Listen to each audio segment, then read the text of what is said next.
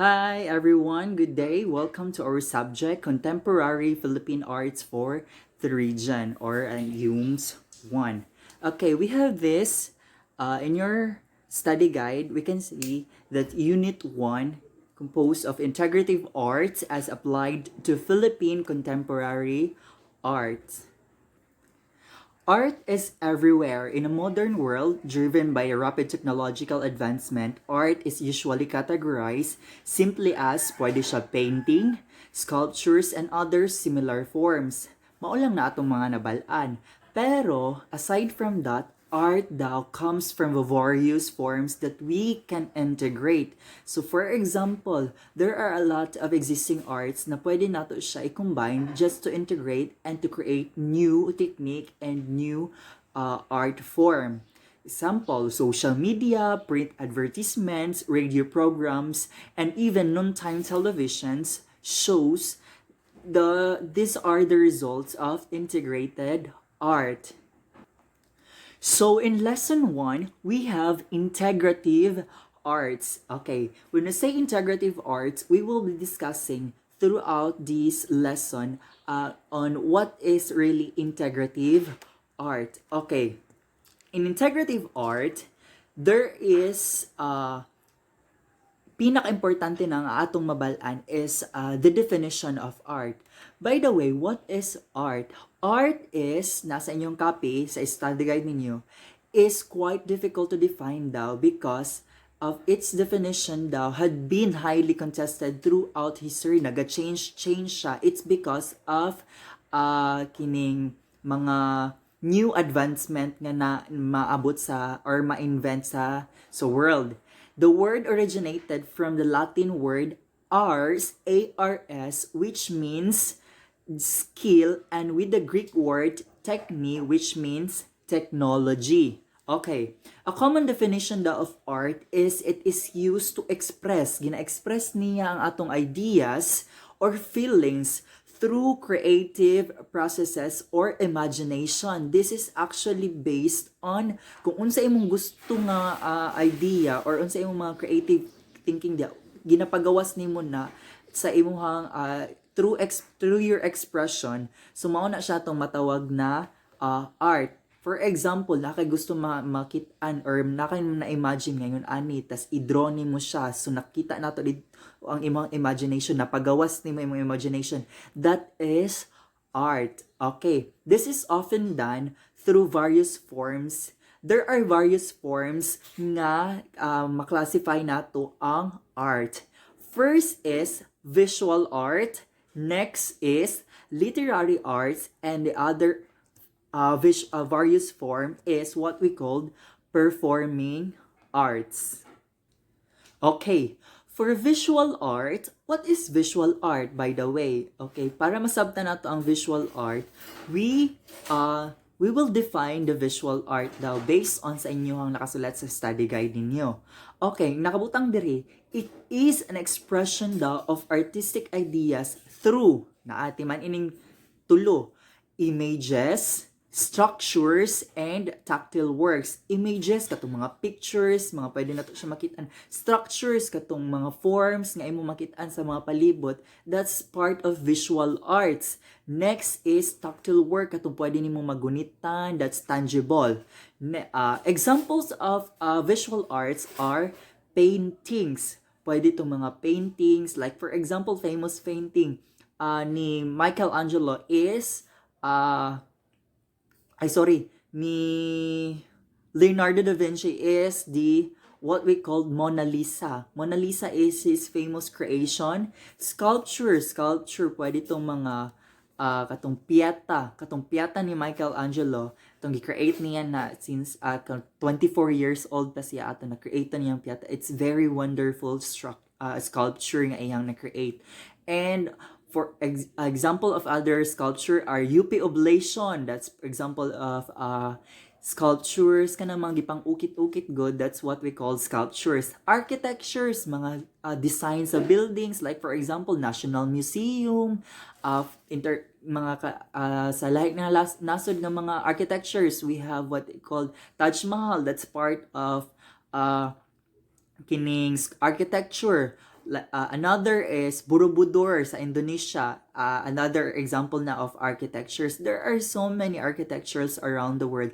That is why when we define arts, it's very kining wide jud siya. It's because what we little do we know, maura na siya, limit lang atong mga nasabtan sa art, but aside di ay ana is daghan kaayo siya og kanang mga makita nato, kasagaran nato makita is a product of art. Okay.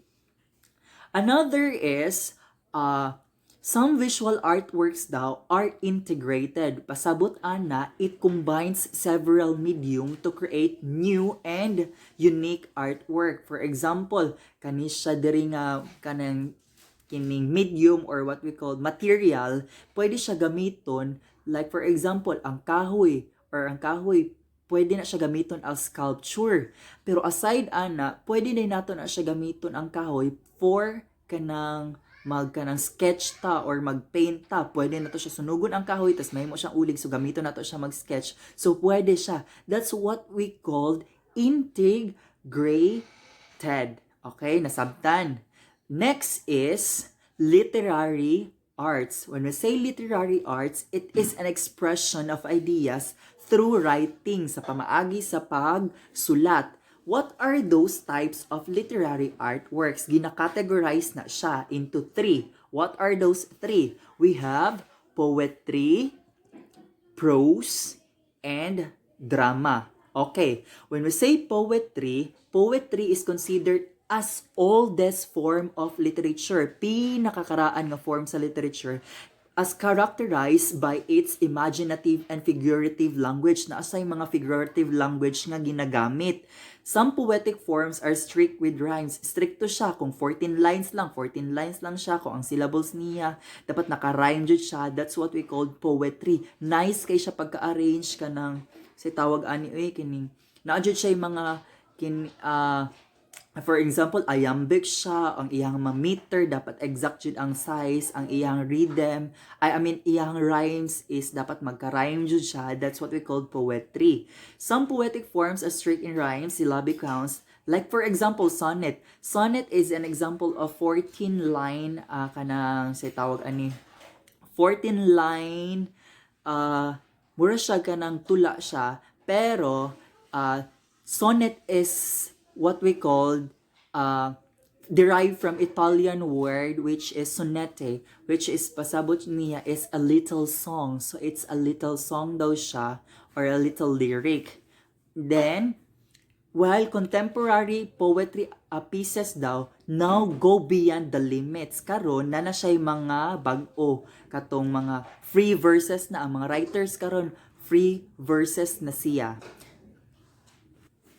Okay, next, prose. Prose daw when an imaginative literary piece is not written in figurative language. Pasabot dili tong mga figures of speech ang ginagamit, dili mga lisod nga mga terms ang ginagamit. Simple lang siya. Then it is considered as a prose. Prose is usually written in complete and grammatical narratives. Next, examples of prose are short stories. Kana siya, mga short stories, mga novels. Example sa mga novel is, examples ana ikanang mga pocket books nga ginagamit nato or ginabasa nato. Mao na siya mga examples sa prose. Prose is a literary piece but is not a poetry. Okay, next, drama. When you say drama, when a text daw is written to be performed and not just read, then it is considered as a drama. Kung katong written text is gisulat siya para i-perform, that is drama. Usually, maklasify nato ang drama as plays. Okay, next is performing arts. When we say performing arts, when the term itself, performing, naa siya what we call kining murag aesthetic value niya nga murag mulihok jud siya. So makita nato siya sa definition pa lang niya daan. It is daw an expression of artistic idea through written lyrics, text, dramatization, and multimedia production. So gikan siya gyapon sa mga sa katong kuan written lyrics katong mga gisulat gapon siya, pero naa siya yung mga artistic idea nga pwede nimo siya ma-create into a production. That's what we call performing arts. Performing arts usually require musical theater. Na siya yung music, yun, na siya yung background, na siya yung mga design good sa kilid. That's what we call performing arts. Dance also is an example of performing arts. Another is drama. Okay, basi matingala mo, sir, nganong man ni sir nga naaman ang drama sa literary arts and pwede po siya sa performing arts and ani ni siya class. When a written is a written tawag ani text is intended or written gisulat siya intended to be performed, that is ang drama classified siya into literary arts. Pero if the written output was already performed, that is considered a performing arts, okay? Because drama is a combination of different art forms such as literary art for the material and visual arts for the stage design. Kaya it classified into performing arts. Gets?